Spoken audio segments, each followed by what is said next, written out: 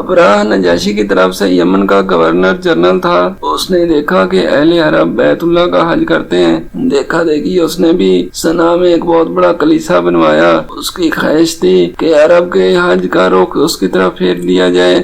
یہ خبر بنو کنانہ کے ایک آدمی کو ہوئی تو اس نے اس کلیسا میں رفع حاجت کر ڈالی۔ ابراہ کو سخت غصہ آیا۔ اس نے 60,000 کا لشکر چرار لے کر بیت اللہ پر چڑھائی کر دی۔ اس کے لشکر میں 9 یا 13 ہاتھی تھے، اس لیے ان کو اصحاب فیل کہا گیا۔ جب یہ لشکر لے کر طائف کے قریب پہنچا تو بنی ثقیف نے راستہ بتانے کے لیے ابو رغال نامی ایک آدمی اس کے ساتھ کر دیا۔ جب مکہ 3 میل دور آ گیا تو ابو رغال راستے ہی میں مر گیا۔ ابراہ نے اپنے مقدمۃ الجیش کے فوجیوں کو آگے بڑھایا۔ انہوں نے اہل تہامہ اور قریش کے بہت سے مویشی لوٹ لیے۔ ان میں سردار عبد المطلب کے بھی 200 اونٹ شامل تھے۔ بیت اللہ کو اٹھانے کی خبر جب اہل مکہ کو ہوئی تو انہوں نے کہا ہمیں ابراہ سے لڑنے کی طاقت نہیں، یہ اللہ کا گھر ہے، وہ چاہے تو اپنے گھر کو بچا لے۔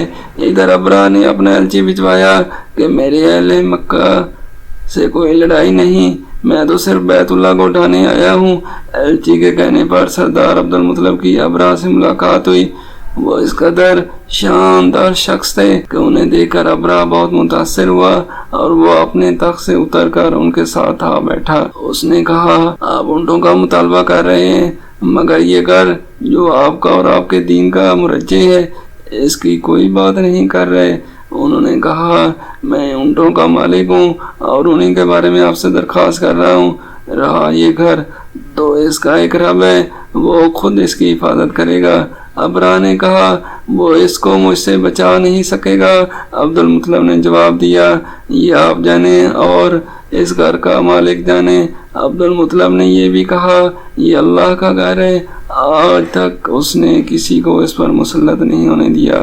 ابراہ نے ان کے اونٹ واپس کر دیے۔ اہل مکہ اپنے بال بچوں کو لے کر پہاڑوں پر چڑھ گئے۔ عبد المطلب نے چند سرداروں کو ساتھ لیا اور حرم میں اللہ سے بیت اللہ کی حفاظت کی دعائیں مانگی۔ اللہ تعالیٰ نے لشکر کے مکہ میں داخل ہونے سے پہلے پرندوں کے چنڈ ارسال کر دیے جو اپنی چونچوں اور پنجوں میں سنگریزیں لیے ہوئے تھے۔ انہوں نے لشکر پر سنگریزوں کی بارش کر دی جس سے سارا لشکر ہلاک ہو گیا۔ جس سال یہ واقعہ پیش آیا اہل عرب اسے عام الفیل کہتے ہیں۔ اسی سال اللہ کے رسول صلی اللہ علیہ وآلہ وسلم کی ولادت مبارکہ ہوئی۔ اصحاب الفیل کا واقعہ محرم میں پیش آیا جبکہ اس کے 50 دن بعد ربیع الاول کے مہینے میں اللہ کے رسول صلی اللہ علیہ وآلہ وسلم کی ولادت باسعادت ہوئی۔